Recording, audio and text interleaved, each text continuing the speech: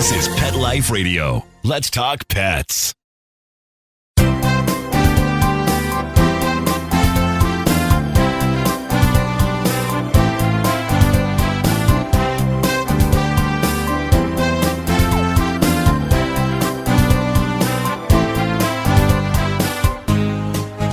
And welcome. You are here live with Dr. Jeff Werber, your host for the next 30 minutes here on Pet Life Radio's Ask the Vets with Dr. Jeff. And we have something new for you. For those of you that have been following us and joining us, you knew we had Google Hangouts.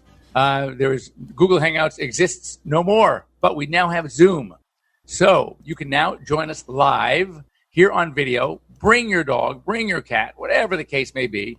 And you can call in whatever questions seem to be bugging you, anything that you're just kind of dying to ask a vet for free. And all you have to do is go on to PetLifeRadio.com, click on Ask the Vets with Dr. Jeff, and you scroll to the chat room and you will see a link. And that link, click on it, will take you directly to our Zoom conference right here, video Zoom. We can hear you, we can see you. And that's kind of like the way I like to do it. So, it reminds me much of my telemedicine where I'm looking at the pet, looking at the patient, getting to chat with somebody. It's much more personal when you're talking to somebody. It's almost like you're in your doctor's office. Zoom meeting, it's got an ID. The link is there for you. No excuse not to join us. So anyway, we're here for you. Gorgeous sunny day here in Southern California. And I'm off on Tuesday for the Global Pet Expo. That is the world's largest pet industry trade show, and it is a blast. It takes up, 2 huge or maybe even 3 huge rooms in the Orlando Convention Center. And it is a spectacle, someplace that's really fun to be. On Thursday morning, I will be on one of the local news stations talking about kind of what's new for pets, a lot of technology. I was just at a trade show last week in Las Vegas. It was the Western Veterinary Conference, one of the 2 largest. I was there. I was at VMX the month before that, which is probably the largest. And these shows are just amazing. So I was there.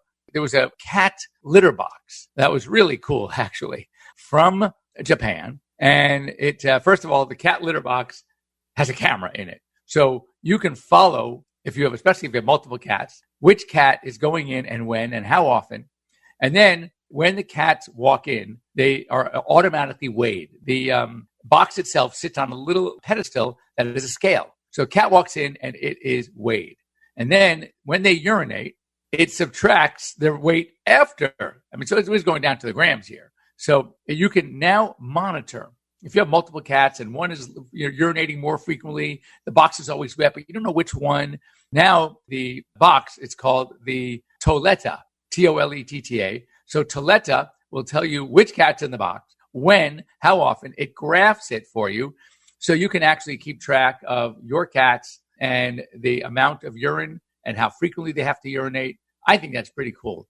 And as I said, especially if you have in my house with 5 cats, that would be great to know who's going and when and how much. And I think that's pretty cool. But anyway, that's the kind of tech stuff we're seeing. At VMX, I think I mentioned this before, they have a virtual conference, a virtual trade show. So you don't even have to go. You don't have to leave your office anymore. And you can go to all the booths. You can talk to people, ask them questions. You'll get answers. It's as if you went to the conference. And it's laid out. It looks like, you're in it, almost like those things you wear in your eyes and you feel like you're there. That's what this program does. I think that's pretty cool as well. So anyway, as you know, now that we're working with Zoom, you can break in anytime. Just join in, PetLifeRadio.com. Click on Ask the Vets with Dr. Jeff. Go to the chat room under Ask the Vets with Dr. Jeff and click on that link and you can join us right here. And that's, as I said, it's the best way to communicate. And I'd love to help you with any questions you might have. So as you know, for our regulars, I like to peruse the veterinary news. So this is something that I've known for a while, but now they're doing some more studies on it. Elbow dysplasia. And everybody hears about hip dysplasia. And hip dysplasia is very common, especially large breeds. Some small breeds will get it too, but large breed dogs are notorious. But most people don't know about elbow dysplasia. And that is a condition that is usually developmental, also environmental, that hits the elbows to such point that if not detected early, where something can be done, then it turns into arthritis, lameness down the road. So the most common cause of elbow dysplasia is called FCP, and that stands for fragmented coronoid process. And we've known there's certain breeds have a predisposition. Well, this study broke it down even more in more depth. Labradors, Rottweilers, and Bernese Mountain Dogs have like a 6-fold increase in this. Then comes the German Shepherd, which is a 4-fold. Golden Retrievers, 3-fold. And then Springer Spaniels, 2-fold. So a Springer would be twice as likely to get it than any other normal dog. But the Labradors, and I had one of my labs, I've had labs for 40 years. Two of my labs actually had FCP. But, as A, veterinarian, and B, that we know what to look for in these breeds, especially the breeds that are predisposed, I went ahead and we can screen them early. And there's certain things that a veterinarian could look for on an x-ray that can let you know that this is a likelihood, and therefore maybe do the surgery before this turns into a problem and developing arthritis. This is really gross, but it's there. Lobster blood, according to Professor Robert Bayer, Professor Emeritus in Animal and Veterinary Services at University of Maine. Now, University of Maine doesn't have a vet school, but they, I guess, have a veterinary services department. Anyway, there's an element that is isolated from lobster blood. It's pretty gross, and he received a patent on it, and this has shown to have antiviral and anti-cancer properties through stimulating the immune system. It is called hemocyanin, and you can isolate it from lobster blood. And the sad thing is, as he writes, is that there are millions of pounds of lobster blood that are just wasted every year. So can you imagine if they can actually just put this to good use to help people and isolate this hemocyanin? So anyway, I think that's really cool. Stay tuned for that one. Parvovirus, it kind of, we see it in almost like a wave. Get that vaccine. Make sure you're up to date on vaccines. That is critical. So that's my recommendation. Do not delay. So here's one also. We're nuts, right? Let's admit it. Come on, we can all admit it, that we as animal lovers, pet lovers, are crazy. We are so crazy that not only did many of, I would like to say us, but it's not us on this one because I didn't have any part of this. But last time, over $3.5 million on pet costumes for your dogs. Okay. So as I said, I'm separating myself from that one. However, here's one that I'm with you. And that is, we've spent nearly $50 million of cameras that were sold in 2018 to allow us to keep better watch on our pets, to be able to log in, see what they're doing, talk to them.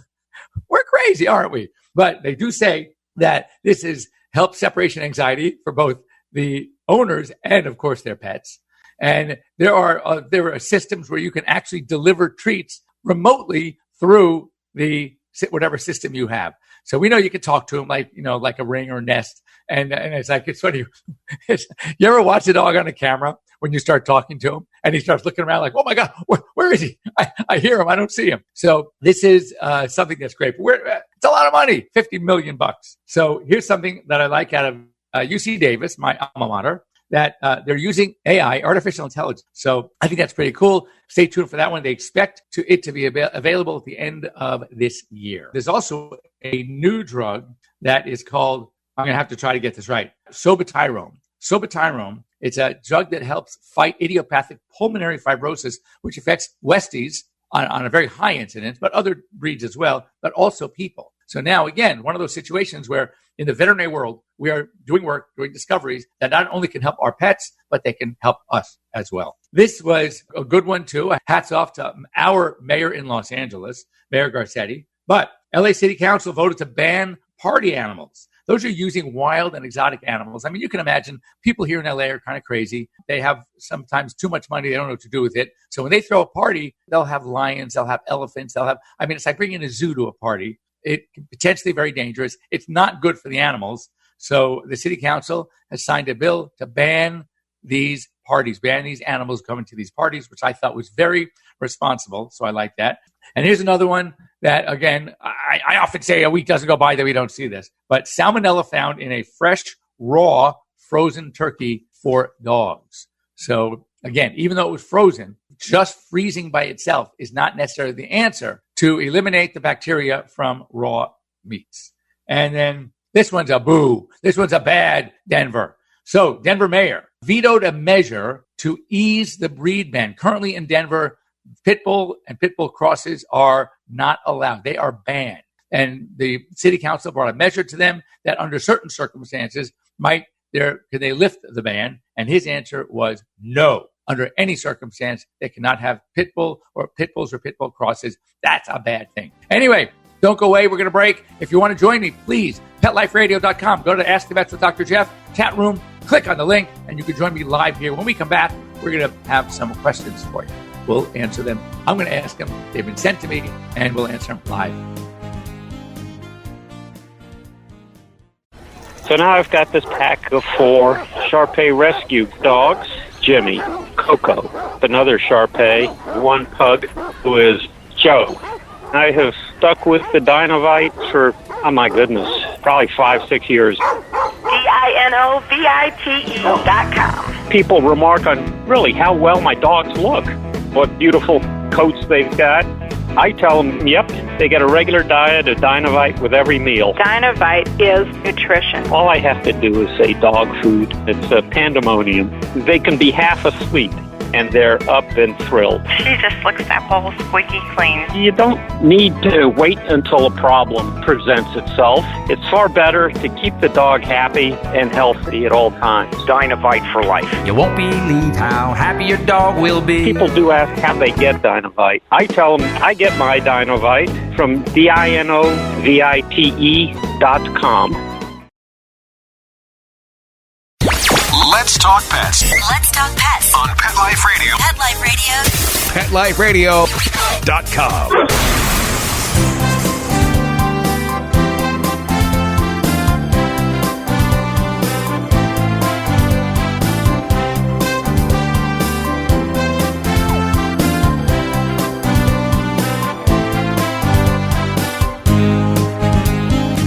And welcome back. You're here live with Dr. Jeff Werber here on Pet Life Radio's Ask the Vets with Dr. Jeff. And remember, we're new to Zoom. We want you to join us here on Zoom. Very easy to do. Log on to PetLifeRadio.com. Click on Ask the Vets with Dr. Jeff. Scroll down to the chat room, little chat box, and there will be a link waiting for you to come and join us live. Get used to doing it. We've been without this feature for a while since Google Hangouts kind of left us, and now we're back with Zoom. So let's get this thing going. So as many of you know, if you follow me on Instagram or some of the other, or Facebook, I have my AMA questions coming in on Wednesday, and we answer them on Thursday. So I have some questions that, in case you do not have the opportunity to see those, I figured, you know what, these are great questions. Why not answer them here live on Pet Life Radio until you start giving me your own questions, which I'm waiting for. Get a hold of me at drjeff@PetLifeRadio.com. That's Dr. Jeff at PetLifeRadio.com. Or you can just go on and join me on Instagram or Facebook. First of all, just so people know, veterinary school, and you can check with your own doctors if you don't believe me. It's harder to get in a vet school than it is to get in a medical school. I say you'll go through life and you will probably or can meet an MD that actually wanted to be a vet. I know 3. And they're very successful doctors. They're very happy, but they tried to get into vet school and couldn't get in. You will rarely meet a veterinarian who became a vet because he couldn't get into med school. Now, I have 2 of my classmates are actually now MDs as well for different reasons. So they are DVM MDs, and that's pretty impressive. And I know a number of them have done that. So I know a good radiologist, Dave Hager, who is a DVM first, board-certified veterinary radiologist, then went to med school, became a human radiologist, and then he went back to veterinary. So, because let's face it, as we all know, it's much more fun to work with animals than it is to people. Anyway, so, sometimes I meet somebody out and about, and they hear, like someone will call me doctor, and they go, "Oh, so what's your spec? What kind of doctor are you?" And I go, "I'm a veterinarian." And they go, "Oh, so you're not a real doctor." What? Are you joking? I want to punch him. What do you mean not a real doctor?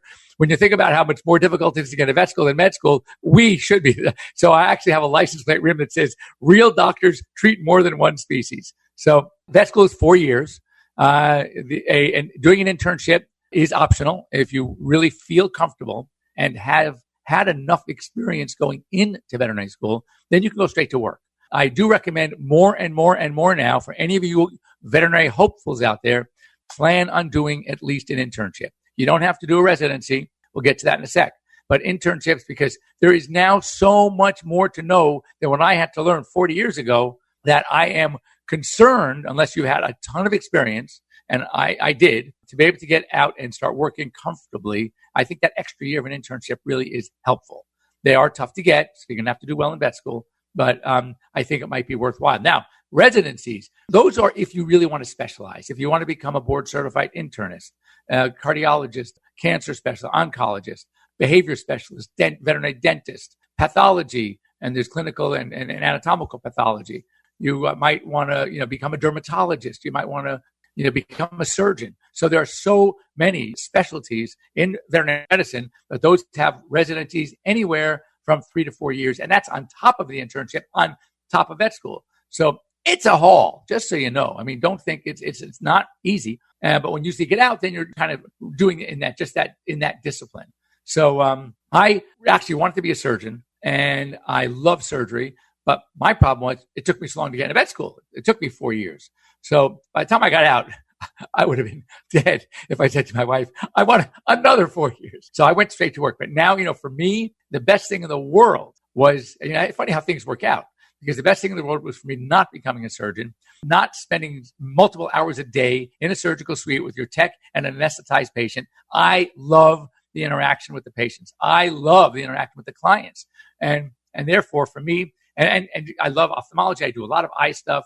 I treat a lot of skin stuff. I do behavior. So I'm kind of like the jack of all trades, master of none. And I feel very comfortable, and I love the variety because I get to do all those things. So for me, not being able to do the residency in surgery was actually a blessing. But whatever you like, that's the beautiful thing. And you don't even have to practice at all. Veterinarians are needed in industry. They're needed in science. They're needed in tech. There are so many avenues that one could go as a veterinarian where there is a major need. So keep that in mind as well. I meet a lot of veterinarians. I just told you I came back from these trade shows, and there are a lot of veterinarians that are working in pharma because they need technical advisors. They need someone to talk to the veterinarians about the medication, about the drugs. I know as a spokesperson for Zoetis, where I was a spokesperson for Apoquel and Cytopoint, I basically interacted a lot with their what we call technical services veterinarians. So I will tell you that there's a huge opportunity there as well.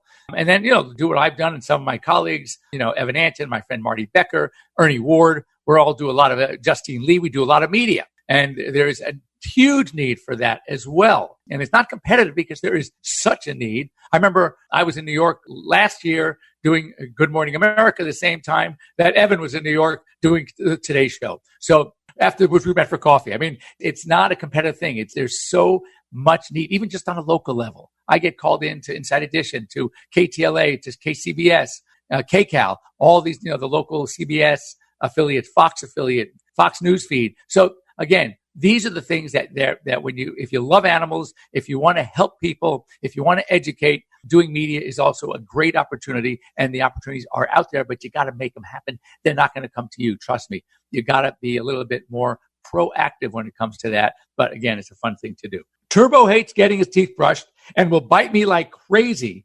All right. It barely accomplished anything. So, sound familiar? I think it probably should. So here's my suggestion. First of all, brushing teeth is still by far the best way to clean teeth, but what you can do at home to help your pets. So here's what I recommend.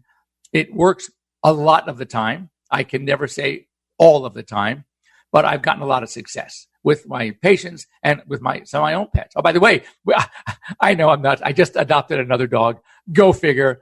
Am I stupid? Yeah. But this one is so cute. A dog from China. It was found running the streets, ended up in a friend of ours' front yard, hiding in the corner. Nobody can go near him. She would bite. She would growl, snarl, show her teeth. So, of course, being the vet, she called me over to the house. So I go over, and this little poor thing is just tucked in a corner, filthy dirty. Long story short, I'm sitting there for like an hour offering a chicken. Finally, I can get it in a little pet under the chin. It started trusting my hand. And then I was able to slip a leash around its neck, and I pulled it out of the bushes. I was able to get near it, pick it up. As soon as I picked it up, oh my God, almost instant calm. It was unreal. So we drove it home. Of course, she was sitting on my lap. My wife drove, and we kept it for the night. I took her to a friend of mine's hospital in the morning just to get a scanner, and sure enough, it was microchipped. It turns out this is a dog that was rescued from China, brought back with her sister, and to try to get these dogs before they end up at the meat festival, and so brought here. She had it one night and found a foster. So She is at the foster. Dog gets away the first day at the foster and is gone for 29 days. This poor thing being chased by coyotes. There were sightings, but anytime anyone would go near it, it just wanted to run away. So it was just scared to act. You can just imagine this poor thing. Anyway, hearing that it was in this terrible situation, knowing that it may end up again in another foster, and knowing how fearful she was, and knowing that she's also an escape artist, I said, you know what? I'm going to try it. You got to see this dog with my other dogs. And she's last night sleeping in bed with me, head tucked right here. It was unbelievable. She is adorable. She just is so, she has no desire to go out to try to run away. She'll sit at the door, like when she's in the backyard playing with the other dogs and she hears me or my wife, she will come running to the door, jumping up at the door, let me in. It's amazing. All she needed was a little attention, a little love. And man, that goes a long, long way. So anyway, real quick, I want to finish the brushing teeth because we started a few minutes late. We're going to end a few minutes late. So what you do is you take a little bit of the paste on your regular finger and you try to just come up to the mouth and pet the dog and just kind of rub the paste up and back and forth, maybe for 10 seconds. If they don't like when you go at them, well, a good trick I have is go from behind. So now your hand's coming in front, all right? And you're getting them from behind and you're just kind of massaging around. Just, like I said, 5-10 seconds, you're done. And then give her food, give her a treat, give her a walk, whatever it is that's fun, whatever it is that they really like and look forward to. Do this every day for 10 seconds, 15 seconds, 20 seconds, keep going up. But always, when you're done, it goes straight to what that fun thing, whether, as I said, whether it's a meal, whether it's a treat, whether it's playtime, whatever it is. Pretty soon, you get to the point where you can go back and forth, up and down, either front or behind, however works for you, for 30 or 40 seconds, a minute. Then you swap out and get out the little finger brush. The finger brush is this little rubber sleeve that fits over your finger, little bristles, comes with most tooth kits, and do the exact same thing, but now with the finger brush. Now this gets them used to a little bit of the abrasive action. And this, again, start slow, increase it. When you get to the point where the Pavlovian response, seeing this taste of the paste, the coming at you, the rubbing, the massaging the teeth and gums becomes so positive for the dog. Why? Because look what's happening. Afterwards, she's getting her treat. Afterwards, she's getting her meal. Then you know you've got it. Then you can start introducing the brush. The key really is to do baby steps, very slow, a little bit at a time. Always make it fun. Always talk to her as you're doing. Say, oh my God, you're such a good girl. Yeah. And then she gets her treat.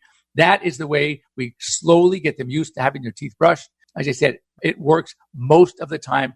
Nothing's going to work, unfortunately, all of the time. But do try it. And if you have any issues, please get a hold of me here. Join me maybe next time we're on. I'm going to be gone at a conference next week. So in 2 weeks, we'll be back and we can talk about some other questions. If you have any questions, by the way, anything, either send it to me on my AMAs on Wednesdays on Instagram or directly here to PetLifeRadio.com. So it's at Dr. Jeff Werber or Dr. Jeff at PetLifeRadio.com, at my Facebook, which is just Dr. Jeff Werber. So trust me, I'm very hard not to find. So if you want to get me, there are lots of ways to do it. And we look forward to seeing you back in 2 weeks on Zoom. Remember, you're gonna log on. You're going to go to my chat room at Ask the Vets with Dr. Jeff on PetLifeRadio.com. And you're going to join us live here on Zoom. Have a great week, actually 2 weeks. Let's Talk Pets, every week on demand, only on PetLifeRadio.com.